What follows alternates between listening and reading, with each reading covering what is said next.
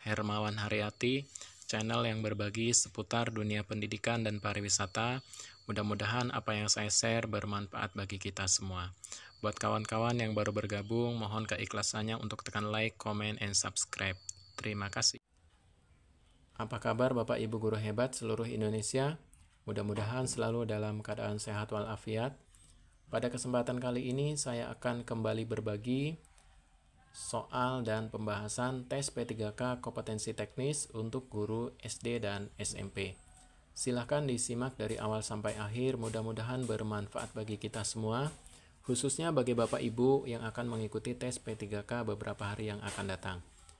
Langsung saja kita mulai untuk soal nomor 31. Pada awal semester, Pak Budi sebagai guru IPA selalu menjelaskan penilaian yang akan dilaksanakan selama satu semester dan penentuan nilai akhir IPA yang akan dijadikan dasar untuk pemberian nilai rapot.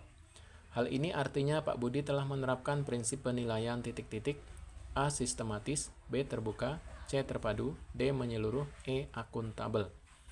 Jawaban yang benar adalah B, itu prinsip penilaian terbuka.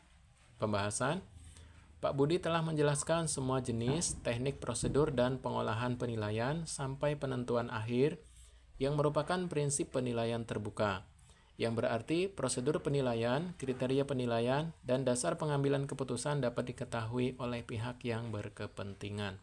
Jadi dalam hal ini, pihak yang berkepentingan adalah peserta didik. Lanjut ke soal nomor 32. Seorang peserta didik memprotes skor yang diperoleh pada soal nomor 4 dalam ulangan yang telah dilaksanakan. Menurut siswa tersebut, seharusnya mendapat skor 5. Akan tetapi guru memberikan skor 3. Guru tersebut menjelaskan pembobotan nilai pada soal tersebut dengan menjelaskan kriteria penskoran yang terdiri dari 0, 1, 2, 3, 4, 5. Peserta didik pun mengerti dan menerima skor tersebut. Prinsip penilaian yang diterapkan guru adalah titik-titik, A. Terbuka, B. Akuntabel, C. Objektif, D. Menyeluruh, E. Adil. Jawaban yang benar adalah B, yaitu akuntabel. Pembahasan, guru tersebut menjelaskan pembobotan nilai pada soal dengan menjelaskan kriteria penskoran, yang merupakan prinsip penilaian akuntabel di mana dapat dipertanggungjawabkan aspek prosedur, kriteria, sampai pengambilan keputusan. Lanjut ke soal nomor 33. Seorang guru mengajar pada 2 kelas di sekolahnya. Di kelas pertama terdapat 8 peserta didik yang gagal mencapai KKM. Sementara di kelas kedua, ada 12 yang gagal mencapai KKM. Langkah yang harus dilakukan guru adalah titik-titik A. Melakukan pengayaan terhadap 8 orang siswa. B. Melakukan remedial kepada 12 orang siswa. C. Melakukan remedial kepada peserta didik yang gagal di kedua kelas tersebut. D. Melakukan pengayaan kepada kedua peserta didik yang gagal di kedua kelas tersebut. E. Mengulang seluruh materi pada peserta didik yang gagal di kedua kelas tersebut. Jawaban yang benar adalah C, yaitu melakukan remedial kepada peserta didik yang gagal di kedua kelas tersebut. Jadi dalam hal ini total ada 20 peserta didik yang harus diremedial. Pembahasan, pengayaan baiknya ditujukan untuk yang berhasil dan remedial ditujukan untuk yang gagal. Dan remedial harus dilakukan pada kedua kelas tersebut. 8 tambah 12, jadi total ada 20 peserta didik yang remedial. Lanjut ke soal nomor 34. Salah satu indikator yang dapat menunjukkan kualitas butir tes uraian yang baik adalah A. Menuntut jawaban berupa ungkapan pendapat siswa. B. Menuntut jawaban berupa fakta-fakta yang sebenarnya. C. Ditulis dalam bahasa Indonesia yang baik dan benar. D. Ditulis oleh guru yang mengajar di kelas. E. Ditulis oleh kepala sekolah. Jawaban yang benar adalah A, yaitu menuntut jawaban berupa ungkapan pendapat siswa. Pembahasan, soal bentuk uraian yang baik adalah yang mampu mengukur tingkat berpikir tinggi. Ungkapan pendapat adalah tingkat berpikir tinggi. Ini merupakan salah satu indikator yang dapat menunjukkan kualitas butir tes uraian yang baik. Lanjut ke soal nomor 35. Berikut ini merupakan faktor-faktor yang perlu diperhatikan dalam pengembangan kisi-kisi tes uraian, kecuali A. penentuan alokasi waktu, B. penentuan pokok bahasan, C. penentuan indikator atau tujuan, D. pendistribusian butir soal, E. penentuan kisi-kisi soal. Jawaban yang benar adalah C, yaitu penentuan indikator atau tujuan. Pembahasan, faktor yang tidak perlu dalam pengembangan kisi-kisi tes uraian adalah penentuan indikator atau tujuan, karena indikator atau tujuan sudah dikembangkan pada saat pembuatan RPP. Lanjut ke soal nomor 36. Berdasarkan hasil tes, para siswa dikelompokkan menjadi beberapa kelas sesuai dengan tingkatan IQ-nya. Dilihat dari fungsinya, maka tes tersebut termasuk pada jenis tes titik-titik, A. Seleksi, B. Penempatan, C. Pretest post-test, D. Diagnostik, E. Ujian akhir. Jawaban yang benar adalah B, yaitu penempatan.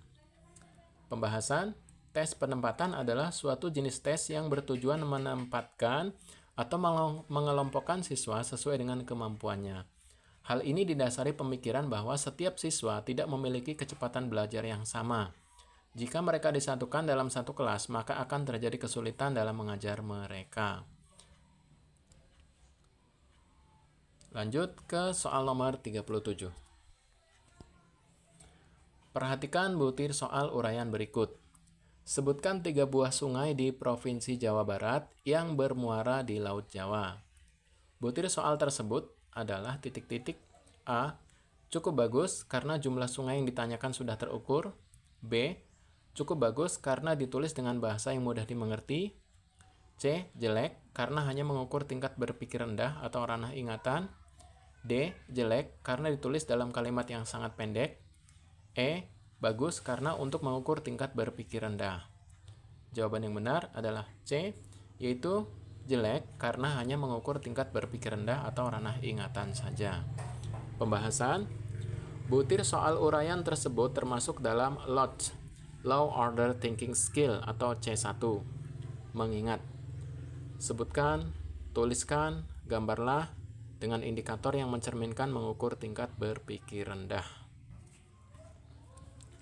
Lanjut ke soal nomor 38.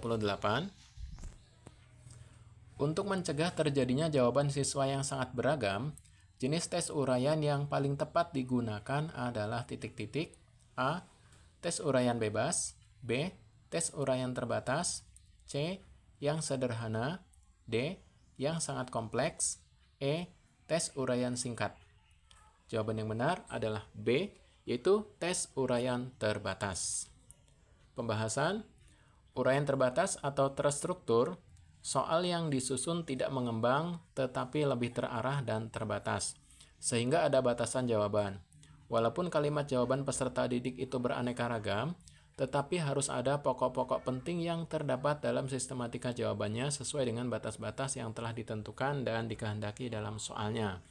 Maka yang paling penting dan harus diperhatikan yaitu sistematika jawabannya. Lanjut ke soal nomor 39.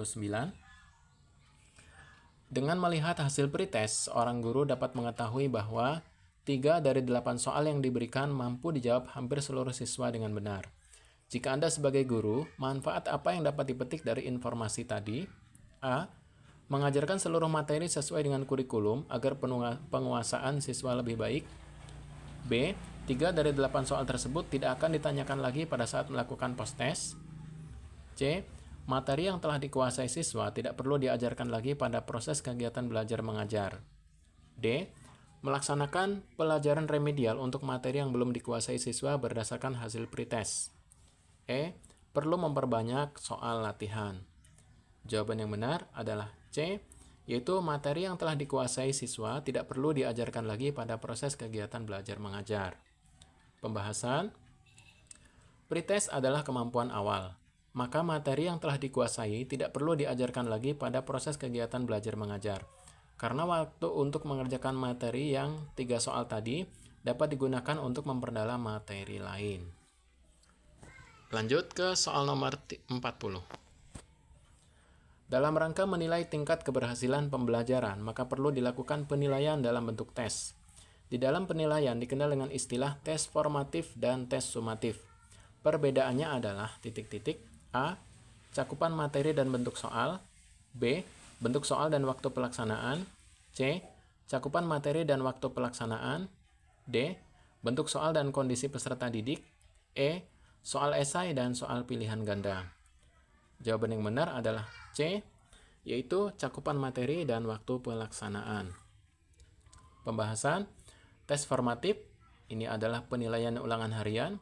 Ini bisa dilakukan kapan saja, bisa pada hari itu setelah selesai melakukan pembelajaran, atau bisa pada pertemuan berikutnya. Sedangkan tes sumatif ini adalah penilaian akhir semester yang hanya dikerjakan pada akhir semester atau 6 bulan sekali.